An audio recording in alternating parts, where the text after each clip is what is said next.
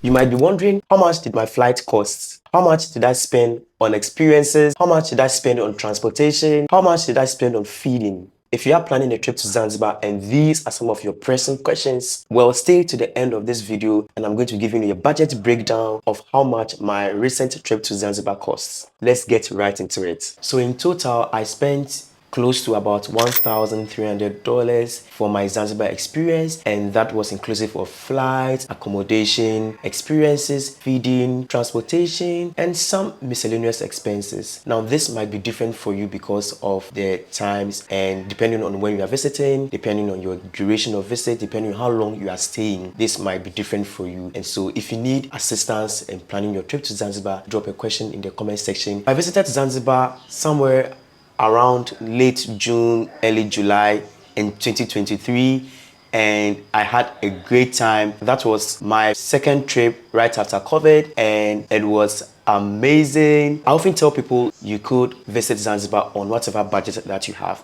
If you are more of the luxury traveler, if you're more of the budget traveler, or if you're more of somewhere around the low end, you could visit Zanzibar on whatever budget that you have. When is the best time to visit Zanzibar? Zanzibar is a Muslim country. Of course, Tanzania is a Muslim country. And so from, let's say, between April, May is the Ramadan season, and it's more of like a chill, quiet month, and you wouldn't expect a lot of activity with regards to travel or commercial activities because Muslims are in their season. So best time to visit Zanzibar will be from somewhere between June to December. Now this is like the peak season, and Zanzibar is more of like a very top destination for most travelers across the world. Between June to like December is like a good time to visit Zanzibar. Island is bright and lit.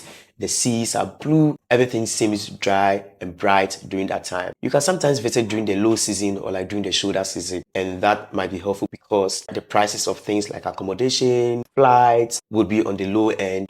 Starting off with flights, I spent around $600 with Ethiopia. Fly Ethiopia is more of like the most popular airline that travels the Zanzibar Ethiopia route. If you fly with Ethiopia, you get to spend one night in Addis Ababa, and then very early the next morning, you connect your flight from Addis Ababa to Zanzibar. However, if you are flying from Africa, you might go with Kenya Airways. You might end up spending a night in either of these countries, and then you connect your flight to Zanzibar. I met some friends in Zanzibar who were not from Africa. Some flew in from Europe, some flew in from America, and one person was like, so they had to fly into Dar es Salaam and then they came in by the ferry to Zanzibar.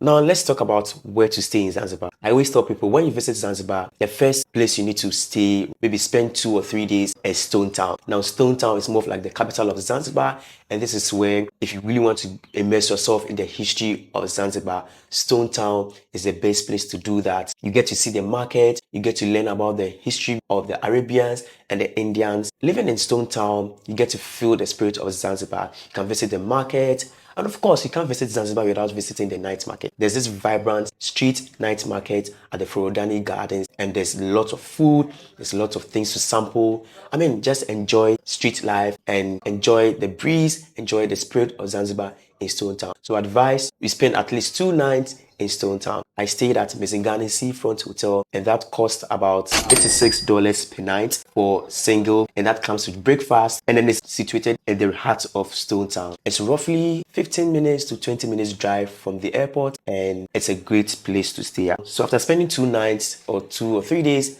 in Stone Town, I would advise you spend your next days in Nungwi. I spent 2 nights at Aluna, and it was roughly $100 a night, and that comes with breakfast. It's breathtaking to live on that part of the island. The next place I stayed at was at Malika Nungwi. Now this place has great views and it costs $65 a night, and it comes with breakfast. On your first night of visit, they give you like a welcome dinner, and that was great. If you also want to explore other parts of the island, I would recommend staying somewhere in Kendwa. You could stay somewhere in Michamvi or Jambiani. I mean, all these are great suburbs of Zanzibar that have good spots for you to explore. Anytime you are planning your experiences, make sure to plan your experiences with your accommodation. So for example, if you are staying in Stone Town, it would make sense to plan your tours and your history or site visits in Stone Town. If you're planning to visit like the caves or natural pools, that should be around Paje or Nungwi. It saves you a great deal of money and it's convenient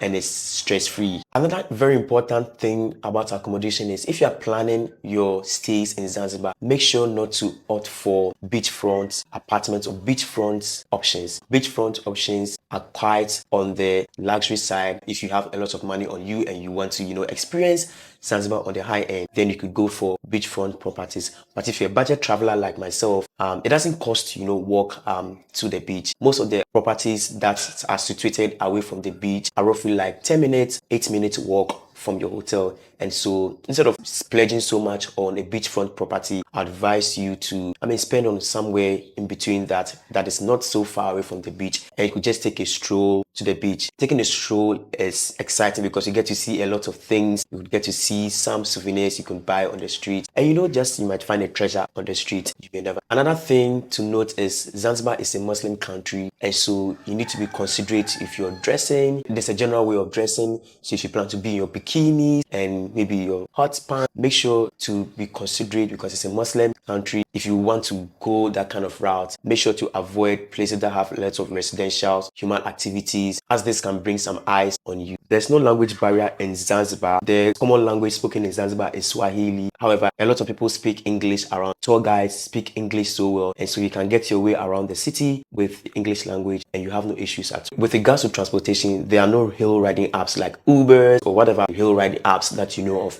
There is none of that in Zanzibar. But in Zanzibar, you could get tuk-tuks. The best transportation options in Zanzibar is mostly taxis. And one thing about Zanzibar is anytime someone gives you a price of a service or a product, that is not the exact price. So you could go ahead to negotiate and bargain to whatever suits your pocket, whatever suits your budget needs. So when it comes to transportation, it's best to always bargain. Transportation options could go from between $45 to about $100, depending on where you are traveling from and to where your destination is. If you are doing about an hour's drive, that should cost you something between $85 to about $100 thereabout. And so when it comes to transportation, I advise to choose group transportation options. That way we are able to split the cost between each person. The next essential tip is to opt for group trips. If you opt for group trips, it helps you split the bill. So after spending $600 on flight, accommodation also comes to a total of about $260 for 5 nights in Zanzibar. I did Mesigane Seafront, Aluna Nungwi, and then Malika Nungwi. When it comes to experiences, let me start off with the beaches. Zanzibar beaches mostly are free. You don't have to pay an entrance fee. You don't have to pay anything to enter. You could just enter any beach, take a walk, take a stroll, buy some merchandise. You could see some Maasai dancing.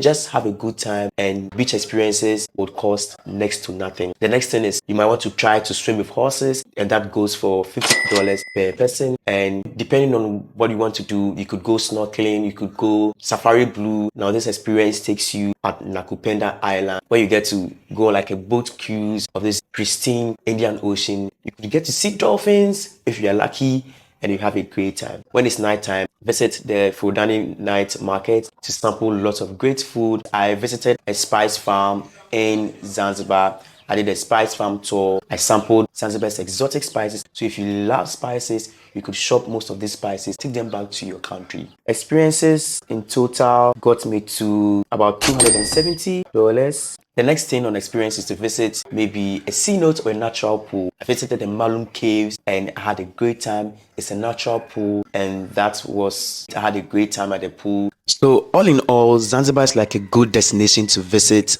all year round, especially if you are planning like a honeymoon experience. If you are starting out on your travel journey, I think Zanzibar is a good option to start off with, and you could build experience as you travel to other destinations. Zanzibar is like a top spot for most people visiting from other parts of the world, and it's a good option, I must say. Somewhere last year, 2023, around September, I created an experience for a couple going on their honeymoon, and for 2 people staying for 6 nights, Zanzibar full board, that cost a little below $3,000, and that was inclusive of return tickets, hotel accommodation. I give them 3 different hotel options, full board, experiences, transportation, and also a little change left. So in case you need help planning your trip to Zanzibar or you need assistance, you could drop a comment in the comment section and I could assist you, or hit me up on Instagram and I would sort you out. As always, thank you for spending so much time to watch my videos, and I can't wait for you to watch my next video. For now, keep sharing this video and I'll see you in my next video.